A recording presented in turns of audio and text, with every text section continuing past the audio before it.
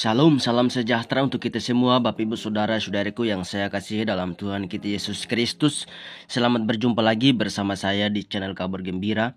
Dan bagaimana kabar Bapak Ibu Saudara-saudariku yang saya kasihi dalam Tuhan kita Yesus Kristus. Doa kami, semoga Bapak Ibu Saudara dalam perlindungan Tuhan dan dalam keadaan sehat selalu, dan diberkati Tuhan dengan berlimpah-limpah. Dan saya mengucapkan banyak terima kasih kepada Bapak Ibu Saudara yang sudah setia mendukung perkembangan channel dan pelayanan kami lewat channel ini. Dan jangan lupa untuk terus mendukung kami agar kami tetap terus konsisten dalam pelayanan. Dan biarlah melalui kesaksian dan firman Tuhan lewat channel ini, Bapak Ibu Saudara dapat diberkati dan iman semakin kuat dan teguh dalam Tuhan kita Yesus Kristus. Dan pada hari ini kita akan menyaksikan bersama tayangan berikut bagaimana si murtadin dari Islam menjadi Kristen. Ya, kita saksikan bagaimana proses dia jadi Kristen. Dan memang inilah orang-orang yang Tuhan pilih. Inilah orang-orang yang memang rindu, haus, mau mencari kebenaran. Maka pasti dia akan menemukan dalam kitab Injil. Dan kalau memang dia adalah orang yang memang betul-betul mencari kebenaran, maka Tuhan Yesus akan menyatakan kuasanya kepada orang-orang tersebut yang rindu melalui mimpi, penglihatan, dan mujizatnya Tuhan Yesus. Dan sekalipun orang itu dihalang-halangi oleh kuasa kegelapan, maka Tuhan Yesus tetap setia mendatangi dia lewat mujizat, mimpi, dan penglihatan. Dan jangan lama-lama, mari kita menyaksikan bersama si murtadin cantik ini. Shalom, selamat menyaksikannya. Salam saudara-saudaraku semuanya. Nama saya Linda, saya berasal dari Jawa Timur dan sekarang saya berdomisili di Bali dan masih hidup sendiri. Itu sedikit tentang saya. Baik Pak, terima kasih. Awal mula saya mengenal Tuhan Yesus itu dari mulai saya remaja. Cuma saya kan tidak tahu kalau itu Tuhan Yesus kan. Jadi saya biarkan begitu aja. Dari itu berawal dari saya ketabrak sepeda.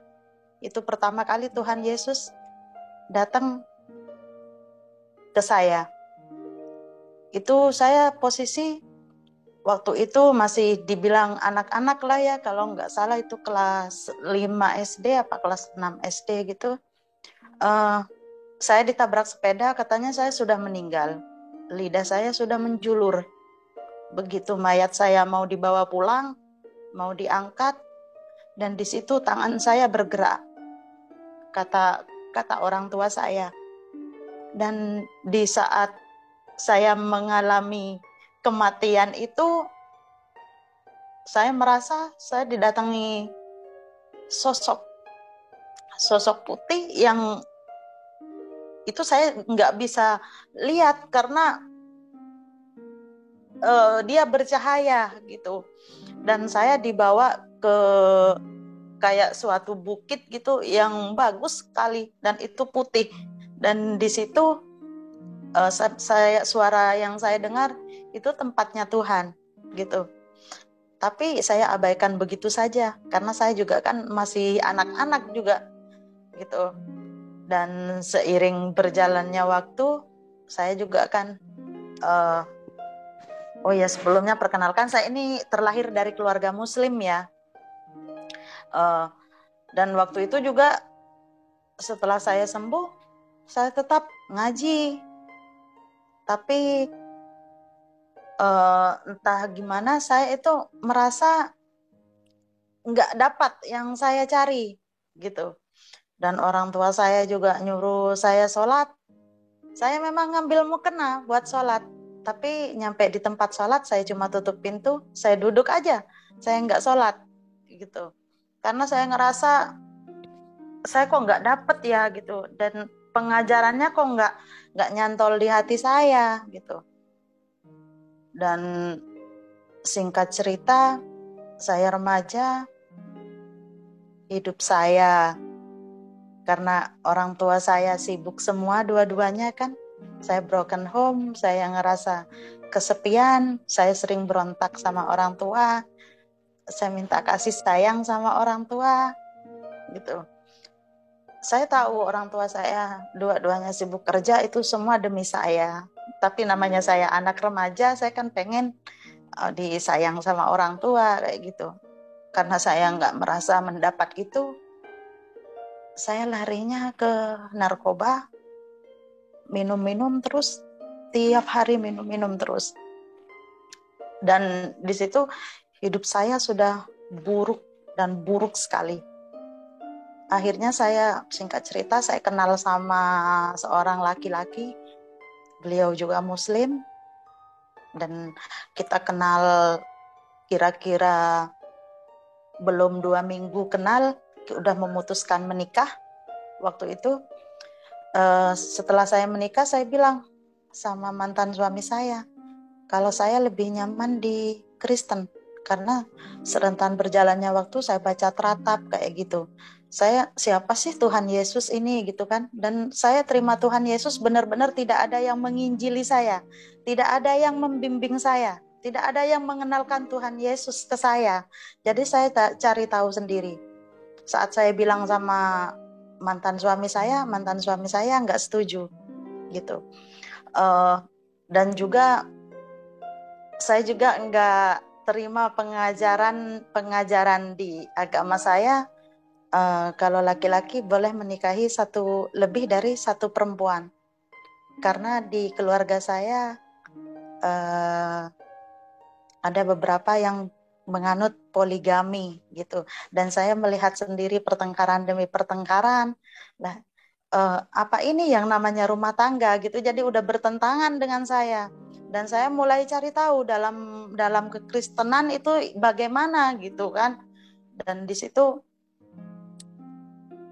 biarpun saya udah menikah juga, suami juga latar belakangnya sama saya juga. Dia suka minum juga, suka narkoba juga gitu. Akhirnya amburadul lah hidup saya. Dan Tuhan Yesus beberapa kali datang ke saya, tapi saya membiarkan gitu aja Tuhan Yesus. Dan saya juga tetap dengan kehidupan saya yang mabuk tiap hari. Saya sampai terkenal di kampung saya. Sampai terkenal saya ini perempuan pemabuk, karena memang tiap hari saya mabuk dan mabuk terus. Tiada hari tanpa saya mabuk. Di mana di situ ada pesta minum-minuman, dan saya datang, dan itu pun saya sampai jarang pulang gitu. Dan pada saat itu Tuhan datang terus ke saya. Akhirnya saya mencari tahu siapa sih Tuhan ini gitu kan. Dan juga sampailah saya di titik di mana saya mau bunuh diri, karena saya sudah nggak kuat dengan hidup saya sudah hancur, hidup saya sudah rusak. Sampai kapan begini terus gitu? Saya juga nggak dapat kebahagiaan. Memang orang tua saya orang tua yang bukan yang kesulitan ekonomi, bukan gitu. Tapi saya tidak dapat kebahagiaan, saya tidak ada damai sejahtera gitu. Jadi seolah-olah saya senyum saya palsu gitu. Tuhan kok begini gitu. Akhirnya dari remaja itu sampai saya menikah, saya nggak bertuhan. Dan pada suatu malam saya coba mengakhiri hidup saya. Saya udah siapkan pisau buat menghujam perut saya. Saat saya begini, Tuhan Yesus seolah-olah dia ngomong sama saya. Dan akhirnya di situ Tuhan Yesus berasa ngomong seperti ini. Jangan lakukan itu. Aku menyayangimu, aku mengasihimu gitu. Saya kaget, saya dengar suara seperti itu, saya noleh nggak ada siapa-siapa. Akhirnya di situ saya menjerit, saya mulai lebih-lebih lagi untuk cari tahu siapa sih Tuhan Yesus ini, gitu kan. Akhirnya saya mulai baca-baca Alkitab dan tahu sendiri kan kehidupan para narkoba itu seperti apa. Ya seks bebas, semuanya sudah dilakukan. Hal yang paling buruk, yang apa sih yang nggak pernah saya lakukan, semua saya lakukan gitu. Akhirnya ketemulah saya sama satu firman Tuhan yang di situ Efesus 1 ayat 7. Tuhan sudah menebus saya dengan darahnya gitu kan. Jadi saya yang udah seburuk ini, Tuhan masih mengasihi saya, masih menebus saya, masih menebus dosa-dosa saya dengan darahnya gitu kan. Tapi saya tidak serta-merta saya percaya gitu kan. Karena tahu sendiri keyakinan saya kan memang dari kecil memang udah muslim gitu. Saya nggak serta-merta percaya sama Tuhan Yesus gitu. Akhirnya sampailah pada satu titik saya ini, yang namanya saya ateis, saya nggak bertuhan waktu itu. Saya sampailah di satu titik, saya bilang sama Tuhan, saya tantang Tuhan Yesus. Tuhan, kalau Engkau Tuhan, memang Tuhan, tunjukkan sama aku. Engkau itu tidak ada Tuhan. Engkau hanya halusinasi. Halusinasi saya, halusinasi juga semua orang Kristen gitu kan. Saya, kalau Engkau memang ada Tuhan, tunjukkan padaku. Aku tahu Engkau itu tidak ada Tuhan. Itu jam 10 pagi saya bilang gitu sama Tuhan. Dan di hari yang sama, jam 6:30 malam, tiba-tiba saat saya di kamar sendiri, Tuhan datang lagi ke saya. Tuhan datang lagi ke saya seolah menunjukkan, ini loh nak, ini aku Tuhanmu gitu. Saya ngerasa ada sinar putih gitu, bercahaya. Dan di situ saya nangis sejadi-jadinya. Oke Tuhan, gitu. Tuhan. Tapi saya juga waktu itu nggak serta-merta juga. Saya terima Tuhan Yesus gitu. Waktu, nah sebelum itu saya sempat sakit, masuk rumah sakit, dan di situ dokter dan saya nggak sadar, dan dokter kata keluarga saya, dokter sudah memvonis saya sudah tidak akan bisa sadar lagi. Dokter sudah angkat tangan gitu. Biarpun masih hidup saya cuma tergantung mujizat Tuhan. Dokternya bilang seperti itu. Hidup saya biarpun nanti saya bisa sadar, saya akan tuli dan buta gitu kan. Dan satu hari itu saya habis infus antara 7, kalau nggak 7, 8. Begitu terus setiap hari. Akhirnya papa saya memutuskan untuk memindahkan saya ke rumah sakit yang lebih besar. Tapi sebelum pemindahan saya sadar. Dan di situ saya sadar, saya nggak ingat siapa diri saya kan. Baru selang beberapa jam baru saya ingat gitu siapa diri saya. Dan di saat nggak sadar itulah Tuhan Yesus juga menemui saya. Saya merasa dibawa ke tempat yang bangunannya indah sekali. Bangunannya indah sekali, dan itu ada beberapa bangunan. Dan Tuhan Yesus menunjukkan satu persatu bangunan itu, gitu loh. Ini loh nak, bangunan ini gitu. Tapi itu yang bangunan paling terakhir, yang paling ujung, itu bangunan yang paling besar dan yang paling bagus gitu kan. Kalau engkau bisa mencapai ke situ gitu, katanya Tuhan Yesus, engkau akan bersamaku gitu, kata Tuhan ke saya.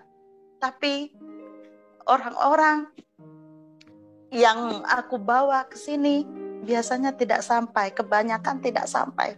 Belum setengahnya saja sudah menyerah gitu kan. Katanya Tuhan Yesus gitu. Dan di situ saya sadar dari koma saya sadar. Tapi saya masih belum terima Tuhan Yesus juga. Dan saat Tuhan Yesus menemui saya waktu saya mau bunuh diri itu, Akhirnya saya nangis. Saya bilang sama Tuhan, Tuhan, aku juga tidak bisa seperti ini Tuhan. Hidupku udah hancur Tuhan. Aku udah rusak. Aku orang yang paling berdosa Tuhan. Aku sudah tidak ada masa depan. Semua hal buruk saya lakukan. Cuma membunuh aja saya tidak lakukan.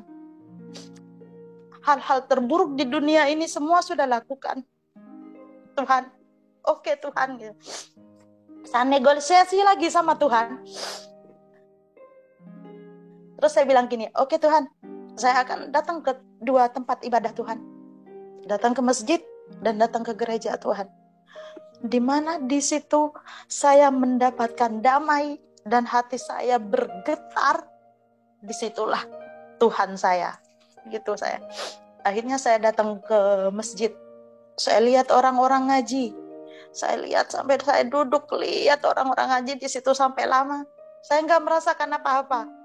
Akhirnya saya pulang. Oke, sekarang Tuhan, aku mau ke gereja. Gitu kan. Saya belum masuk ke pintu gereja, saya baru di halaman gereja. Saya di situ udah nangis sejadi-jadinya, saya merasakan hadirat Tuhan. Terus saya masuk ke gereja. Saya bilang sama Tuhan, Tuhan, disinilah memang tempatku Tuhan. Aku tidak peduli Tuhan, mau aku berdosa atau apapun Tuhan. Mau apapun yang terjadi dalam hidupku, aku nggak peduli Tuhan. Aku mau mengikut Engkau Tuhan. Aku mau jadi anakmu Tuhan. Gitu saya. Jadi saya ikut Tuhan Yesus secara sembunyi-sembunyi. Jadi di rumah biarpun saya disuruh sholat, saya tidak pernah sholat. Memang saya ambil mukena tapi saya duduk gitu. Saya merenung. Saya berpikir tentang Tuhan Yesus terus gitu kan. Akhirnya lama kelamaan juga kan nggak mungkin saya sembunyi-sembunyi terus. Tuhan mulai membuka mata saya, membuka pikiran saya gitu kan. Kalau saya ini harus total mengikut Tuhan Yesus gitu. Dan singkat cerita saya sudah tidak di rumah lagi. Dan kakak saya semuanya udah bilang saya murtad, saya sudah berdosa, dan nanti orang tua saya, khususnya papa saya yang akan menanggung dosa saya. Tapi saya bilang sama kakak saya, tidak ada orang lain yang bisa menanggung dosa orang lain kecuali orang itu sendiri gitu kan. Tapi tetap saya dibilang murtad. Dan keluarga saya, teman-teman saya, nggak ada yang bisa menerima, dan mantan suami saya juga begitu, karena juga saya ada rasa kecewa juga kan saya sama mantan suami saya.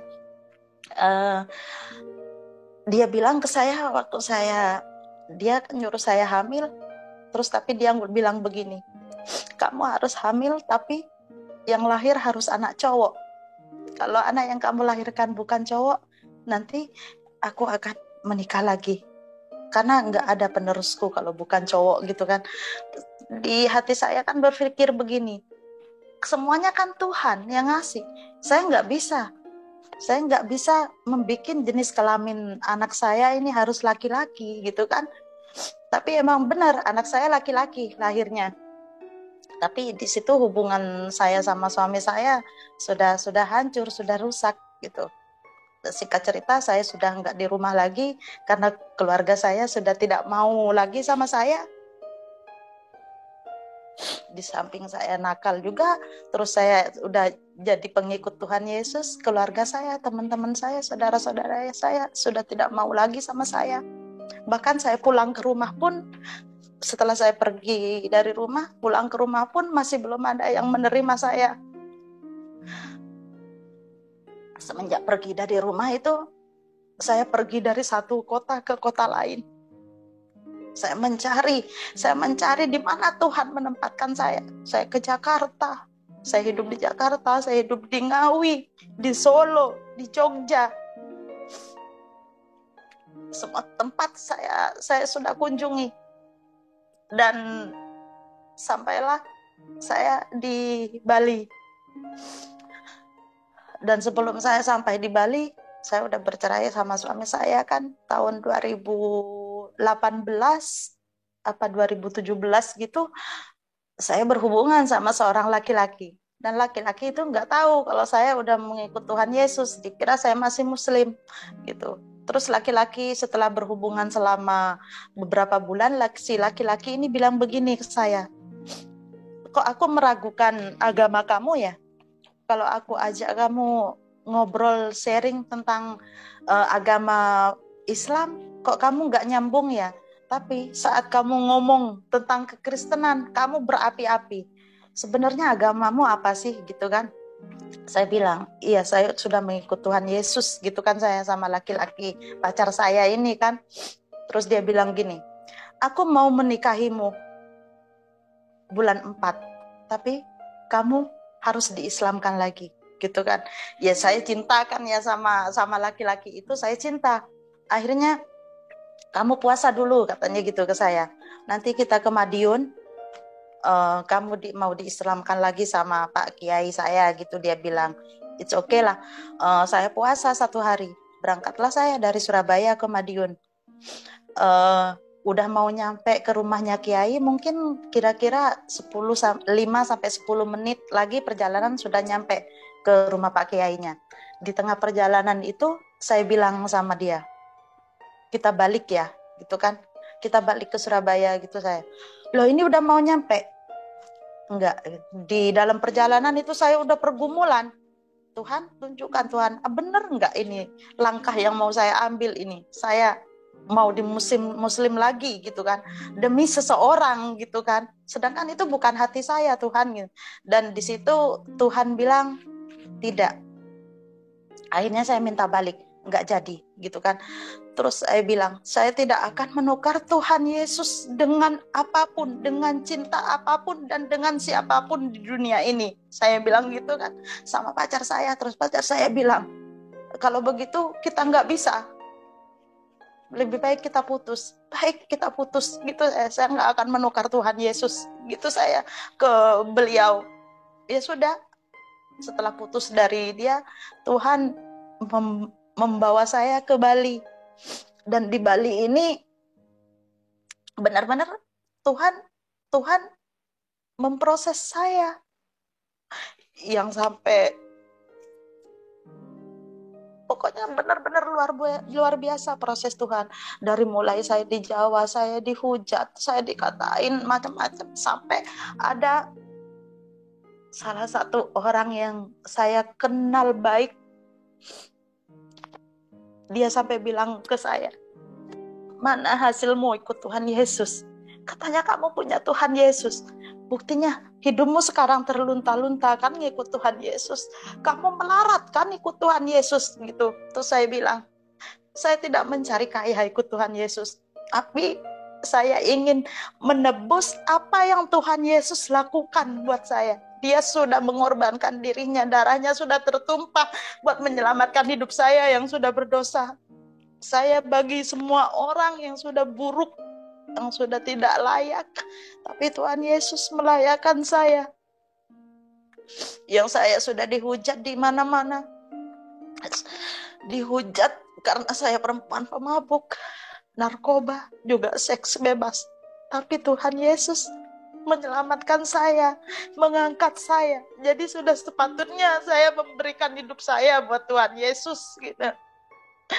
Dan benar-benar di situ Tuhan Yesus memproses saya. Saya sampai jadi gelandangan dari kota ke kota. Dan saya juga nggak ada pekerjaan. Sementara hidup harus tetap berjalan. Hidup harus tetap berjalan. Saya juga tidak punya rumah, saya ngekos dan juga kan harus bayar kos. Tapi di situ saya tetap berserah sama Tuhan. Saya percaya Tuhan menyertai saya gitu kan. Sampai saya istilahnya nggak bisa makan, nggak bisa bayar kos, tapi tetap saya bilang sama Tuhan, Tuhan, apapun Tuhan yang terjadi dalam hidupku Tuhan, yang Kau izinkan terjadi Tuhan, aku nggak akan mundur Tuhan. Aku nggak akan mengikut Engkau Tuhan. Sudah berkali-kali Tuhan, aku diambang kematian. Bahkan aku pun sudah pernah mati Tuhan. Tapi Engkau melakukan mujizat-mujizat-Mu buat aku Tuhan. Gitu. Dan puji Tuhan juga ada ibu rohani saya yang selalu menguatkan saya. Namanya Ibu Pendeta Indri sama Pendeta Caroline. Dia terus menguatkan saya. Dia selalu bilang, teruslah kamu melayani gitu. Jadi saya kan memang pelayanan ke penjara, seluruh penjara di Bali, khusus untuk narapidana narkoba. Karena dulu saya pemakai narkoba, jadi saya ingin berguna buat orang lain. Jadi saya pelayanan di penjara, di 11 penjara untuk pecandu narkoba dan juga pengedar narkoba. Saya pelayanan terus. Saya nggak ada pekerjaan lain. Hidup saya hanya untuk melayani Tuhan. Masalah makan atau uang kos, saya udah nggak peduli. Pasti Tuhan sediakan. Yang penting saya pelayanan gitu. Sampailah saya di satu titik yang paling terendah dalam hidup saya. Dan sebelumnya itu saya sakit. Saya sakit usus buntu. Posisi saya juga nggak ada kerjaan, usus buntu butuh biaya. Saya juga nggak punya BPJS kan. Di situ saya hampir sebulan saya sakit. Dan saya bersyukur juga teman-teman di kelas Alkitab saya kepada membantu saya. Tapi saya buat saya berobat, tapi saya nggak sembuh-sembuh. Sampai ada 1 bulanan saya sakit, dan malam itu saya tidak bisa bergerak karena sakitnya luar biasa. Saya pontang-panting sendiri itu tengah malam, dan saya udah ngerasa nggak kuat. Tuhan gitu, saya negosiasi terus sama Tuhan. Nggak tahu, saya udah ngerasa Tuhan itu segalanya, Tuhan itu sahabat saya, Tuhan itu bapak saya gitu. Jadi saya kayak ngobrol terus itu sama Tuhan. Tuhan, jangan ambil nyawaku sekarang ya Tuhan. Bukan karena aku belum siap Tuhan, tapi tugasku belum selesai Tuhan untuk melayani Tuhan gitu. Terus akhirnya saya pelan-pelan saya merangkak, saya duduk. Saya berdoa sama Tuhan, saya pegang perut saya yang usus buntu ini, karena usus buntu memang harus dioperasi. Kata dokternya kalau nggak dioperasi nanti bisa busuk kan. Saya berdoa sama Tuhan malam itu. Saya berdoa minta kesembuhan dari Tuhan Yesus. Wow, Tuhan Yesus ajaib, Tuhan Yesus luar biasa. Detik itu juga saya sembuh dari usus buntu saya. Saya sampai nggak percaya. Tuhan, bener nggak ini Tuhan? Kok aku udah nggak ngerasain apa-apa ya Tuhan gitu. Dari situlah saya semakin cinta sama Tuhan Yesus. Biarpun saya digempur dengan masalah, dengan hinaan, dengan segala macam. Saya dihina, saya dicaci, saya dihujat. Katanya saya nanti ikut Tuhan Yesus, saya bakal kualat, saya bakal apapun. Tapi saya akan tetap mengikut Tuhan Yesus. Bahkan saya diancam. Saya diancam sama salah satu komunitas lah. Katanya mau mendatangi saya karena saya memberitakan Injil. Kan saya penginjilan memang ke kampung-kampung. Penginjilan ke kampung-kampung, dan itu atas biaya saya sendiri. Dan itu saya dilarang memberitakan Injil. Katanya saya mau dihakimi, mau didatangi, mau digeruduk gitu. Saya cuma berserah aja sama Tuhan. Tuhan pasti melindungi saya gitu kan. Amin, haleluya, puji Tuhan Bapak Ibu Saudaraku yang diberkati Tuhan. Dan kesaksian yang sangat-sangat memberkati saya dan Bapak Ibu Saudara, yang dimana dia ketika dia didatangi Tuhan Yesus lewat mimpi, dan proses dia untuk mengenal Tuhan Yesus tidak mudah. Bapak Ibu Saudaraku yang diberkati Tuhan, hidupnya hancur, hidupnya sudah tidak benar, tidak layak. Tetapi Tuhan tetap setia kepada dia. Tuhan tetap menyayangi kepada dia. Tuhan tetap mengasihi kepada dia, sehingga Tuhan Yesus selalu datang kepadanya lewat mimpi, selalu menolong dia sehingga dia kembali kepada jalan yang benar, yaitu mengenal Yesus Kristus sebagai Tuhan dan Juru Selamat. Bapak Ibu Saudaraku yang diberkati Tuhan. Ya, Bapak Ibu Saudaraku yang saya kasihi dalam Tuhan kita Yesus Kristus, Tuhan tidak melihat berapa kali engkau berbuat dosa. Tuhan tidak melihat berapa kali kamu tenggelam dalam dosa. Tuhan tidak melihat berapa banyak kesalahanmu. Tuhan tidak melihat berapa banyak perbuatanmu yang jahat yang engkau lakukan. Tetapi Tuhan mau supaya orang-orang mau kembali kepada jalan yang benar, mau mengenal pribadi Sang Juru Selamat, itu Yesus Kristus, satu-satunya Tuhan dan Juru Selamat. Dan asal saya dan Bapak Ibu Saudara mau datang kepada Dia, Dia pasti menerima saya dan Bapak Ibu Saudara dengan apa adanya. Jadi sekali lagi saya mengatakan bahwa jangan merasa diri saya tidak layak. Memang tidak layak, tapi ingat bahwa Tuhan melayakkan saya dan Bapak Ibu Saudara. Dan Tuhan melayakkan seorang murtadin ini yang dimana hidupnya sudah kacau balau, sudah hancur-hancuran, tapi Tuhan tetap setia kepadanya dan Dia menerima dia apa adanya, sehingga sampai saat ini dipakai Tuhan untuk menjadi saksi hidup di mana-mana. Dan saya pikir karena Tuhan yang menuntun dia, Tuhan yang menyertai dia, tidak gampang Bapak Ibu Saudara bersaksi di mana-mana.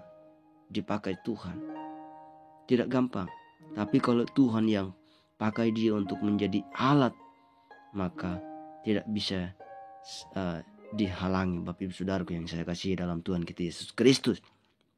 Dan sangat luar biasa ketika dia jadi Kristen, percaya Tuhan Yesus sebagai Tuhan dan Juru Selamat.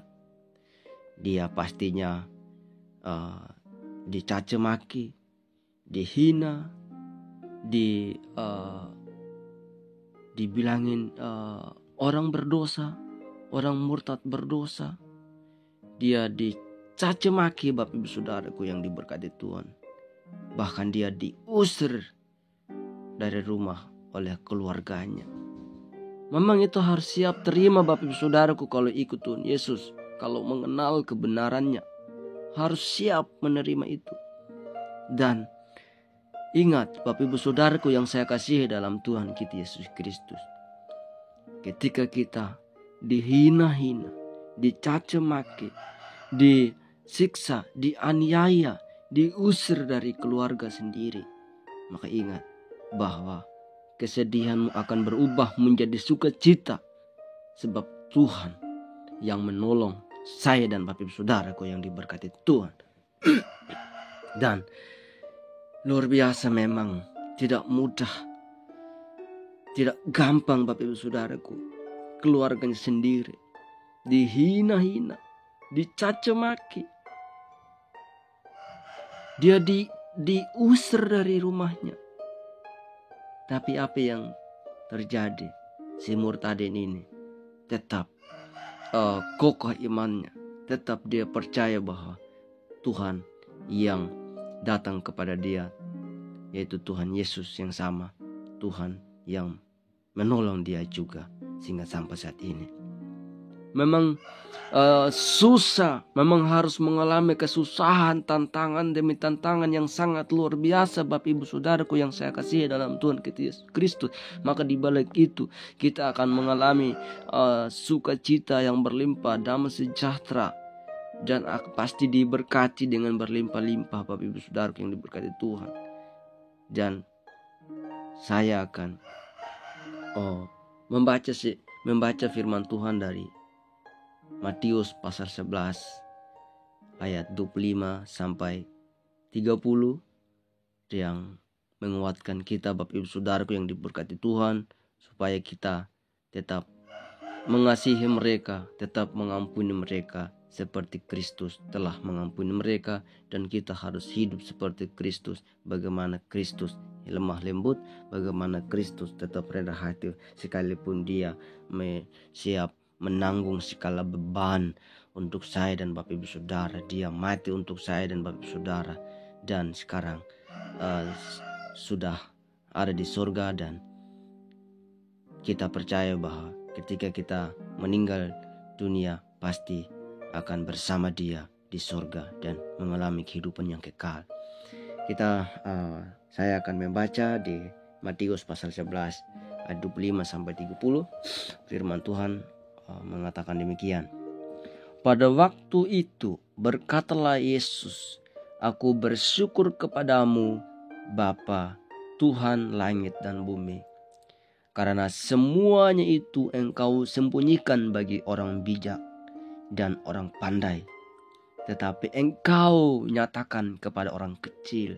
Ya Bapa, itulah yang berkenan kepadamu.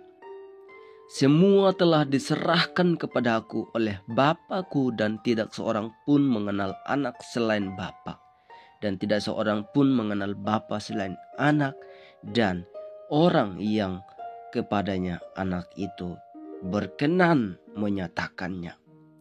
Marilah kepadaku semua yang letih lesu dan berbeban berat, aku akan memberi kelegaan kepadamu. Pikulah kuk yang kupasang dan belajarlah padaku, karena aku lemah lembut dan rendah hati, dan jiwamu akan mendapat ketenangan, sebab kuk yang kupasang itu enak dan bebanku pun ringan." Demikian jauhlah firman Tuhan Bapak Ibu Saudaraku yang saya kasihi dalam Tuhan kita Yesus Kristus. Kita lihat di sini ayat 25 bahwa karena semuanya itu Engkau sembunyikan bagi orang bijak dan orang pandai, tetapi Engkau nyatakan kepada orang kecil. Jadi Bapak Ibu Saudaraku yang saya kasihi dalam Tuhan kita Yesus Kristus, orang-orang yang memang rindu, orang-orang yang memang haus, orang-orang yang memang Tuhan tarik, pilih untuk menjadi pribadi yang mengenal Sang Juru Selamat, maka kuasa Tuhan akan dinyatakan kepada orang kecil, orang-orang biasa Bapak Ibu Saudaraku yang diberkati Tuhan. Dan ingat bahwa Kristus sudah sangat menjadi teladan yang sangat luar biasa bagi saya dan Bapak Ibu Saudara. Ayat 28 di sini mengatakan bahwa marilah kepadaku semua yang letih lesu dan berbeban berat, aku akan memberi kelegaan kepadamu. Tuhan yang memberi kelegaan, Tuhan yang memberi keringanan, Tuhan yang memberi jalan keluar, Tuhan yang memberi solusi yang baik untuk menyelesaikan, untuk tetap teguh dan kuat iman saya dan Bapak Ibu Saudara. Yang menjadi pertanyaannya, apakah saya dan Bapak Ibu Saudara mau datang kepada Tuhan Yesus?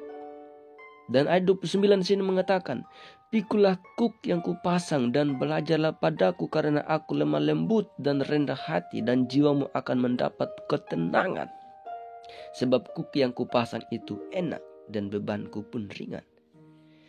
Jadi kalau saya dan Bapak Ibu Saudara mengikut Tuhan Yesus, percaya Tuhan Yesus, maka ingat bahwa kuk itu harus pikul. Artinya bahwa beban apapun, masalah apapun harus siap menerimanya, seperti si murtadin ini. Dia ketika menjadi Kristen, percaya Yesus dan menjadi saksi Kristus, dia mau dipukul, dia mau dianiaya, dia dihina-hina, dia dicaci maki, dia diusir, ya itulah yang harus dipikul dan harus siap menerimanya. Dan harus juga belajar kepada Kristus, bagaimana Kristus lemah lembut dan rendah hati, maka jiwa saya dan Bapak Ibu Saudara akan mendapat ketenangan.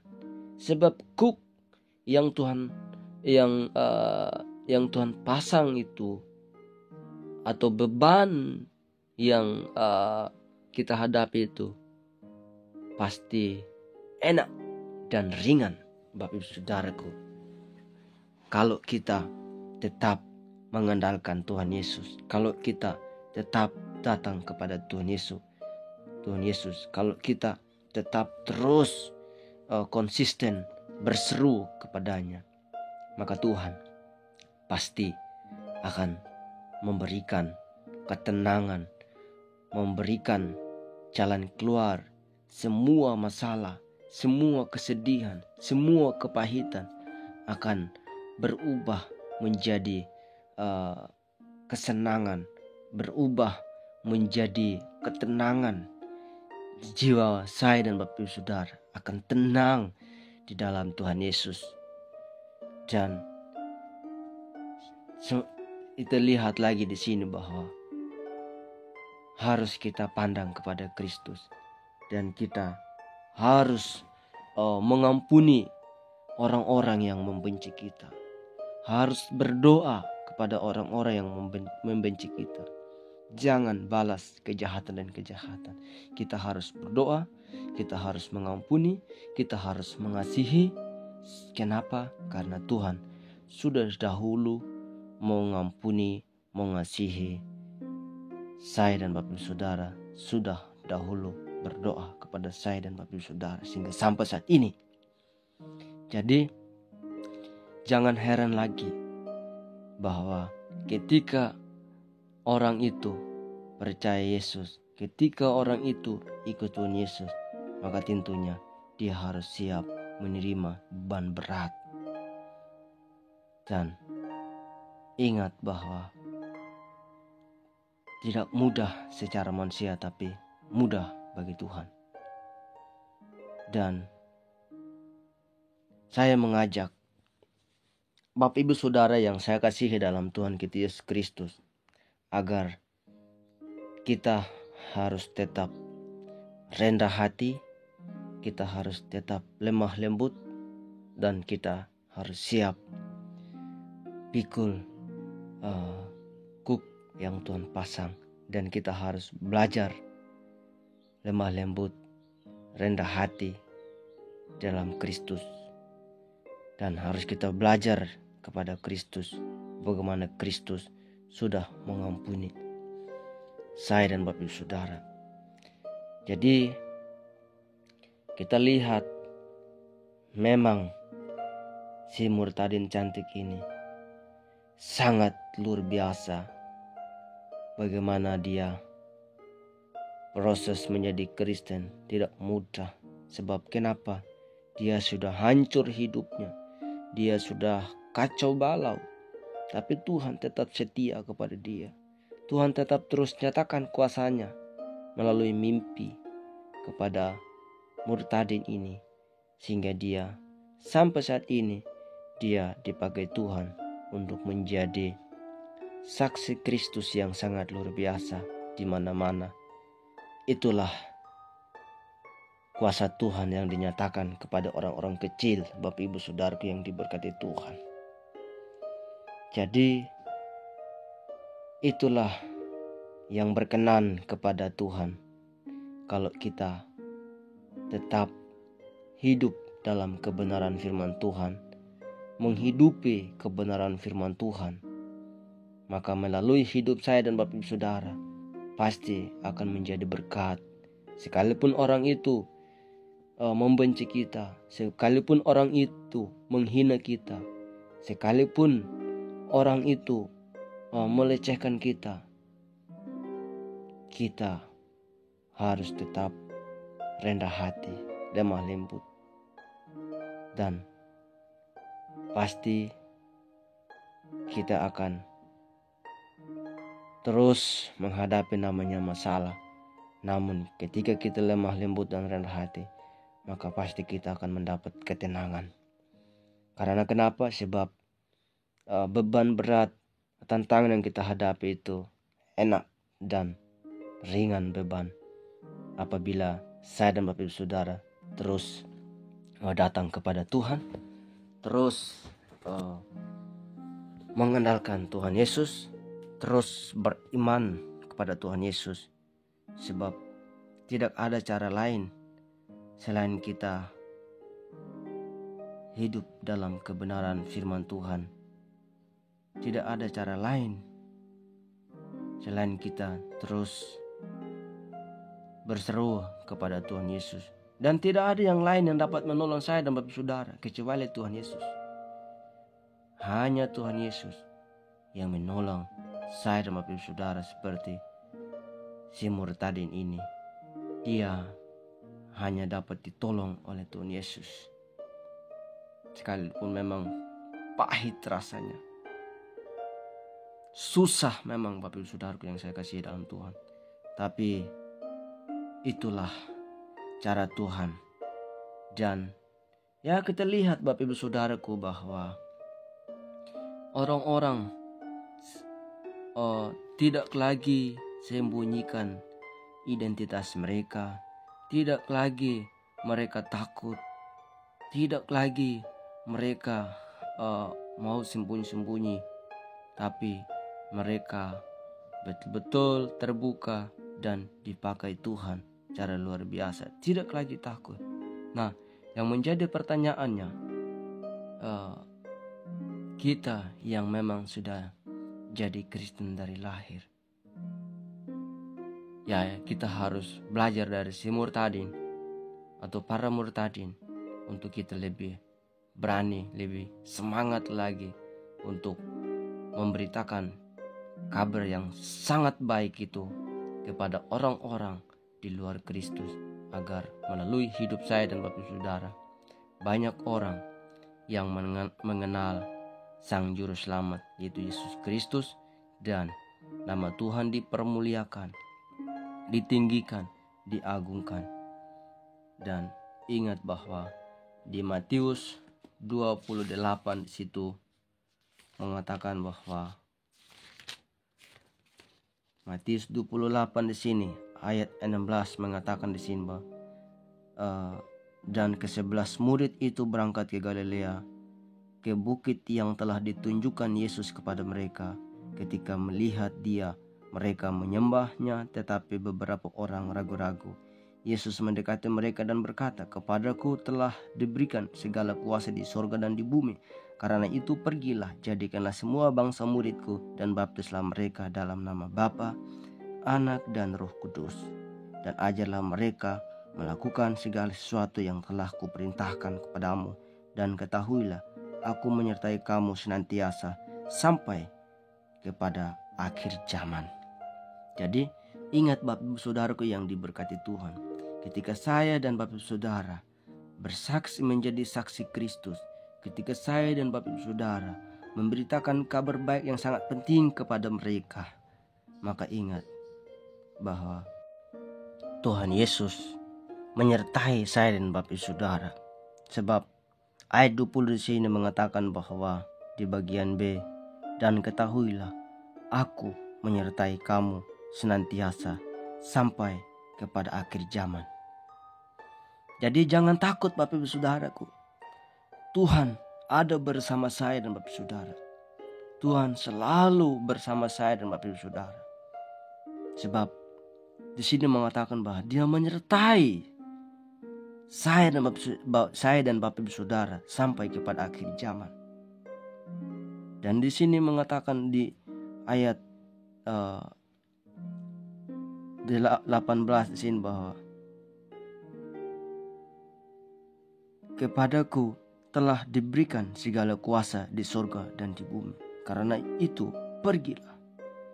Jadi saya dan Bapak Ibu Saudara harus lebih semangat lagi untuk pergi, jadikan semua bangsa murid dan baptis mereka dalam nama Bapa, Anak, dan Roh Kudus. Sebab itulah yang Tuhan kehendaki, Bapak Ibu Saudaraku yang diberkati Tuhan. Itulah yang Tuhan mau dalam kehidupan saya dan Bapak Ibu Saudara. Itulah yang Tuhan rindukan, yaitu pergi untuk memberitakan kabar baik kepada orang-orang yang belum mengenal. Dan jangan lupa untuk terus kita panjatkan doa agar semakin hari semakin banyak orang yang mengenal Sang Juru Selamat, yaitu Yesus Kristus sebagai Tuhan dan Juru Selamat. Dan memang ada orang yang mengenal Kristus lewat mimpi, penglihatan, dan mukjizat, tidak hanya lewat pemberitaan Injil. Tapi ingat bahwa sini amanat agung, perintah Raja, perintah Tuhan Yesus, perintah Raja di atas segala raja, bahwa melalui inilah, melalui doa-doa dari Bapak Ibu Saudara, melalui pemberitaan Injil, maka di situ Roh Kudus akan terus bekerja kepada orang-orang yang memang rindu, haus akan kebenaran firman Tuhan. Dan disitulah kebenarannya akan dinyatakan kepada mereka yang mau belajar, mau mencari kebenaran yang sesungguhnya. Dan jangan lagi takut Bapak Ibu Saudaraku yang diberkati Tuhan untuk memberitakan kebenaran ini. Sebab ketika kita memberitakan kebenaran, kita tidak sendirian, melainkan Tuhan Yesus menyertai. Roh Kudus yang menolong saya dan Bapak Ibu Saudara. Roh Kudus yang memimpin saya dan Bapak Ibu Saudara. Roh Kudus yang memberikan hikmat pengetahuan saya dan Bapak Ibu Saudara. Roh Kudus yang menerangi hati pikiran saya dan Bapak Ibu Saudara. Jadi jangan takut. Mintalah kepada Dia. Sebab apapun yang kita minta, pasti Tuhan memberikan kepada saya dan Bapak Ibu Saudara. Asal saya dan Bapak Ibu Saudara mau terus hidup dalam kebenaran, mau terus kebenaran itu tetap melengket di dalam kehidupan saya dan Bapak Ibu Saudara, maka pasti kita akan dipakai Tuhan secara luar biasa. Dan pasti kita akan diberkati Tuhan dengan berlimpah-limpah. Dan pasti kita akan mendapat jalan keluar, akan mendapat kelegaan, ketenangan. Dan kita bukan hanya itu saja, tapi kita mendapat kehidupan yang kekal selama-lamanya di surga bersama Tuhan kita Yesus Kristus nanti, Bapak Ibu Saudaraku yang diberkati Tuhan. Untuk itu jangan lupa untuk terus berdoa, panjatkan doa kepada orang-orang yang di luar Kristus, kepada bangsa-bangsa yang belum mengenal Kristus, agar kuasa Tuhan, kemuliaan Tuhan tetap bersinar, tetap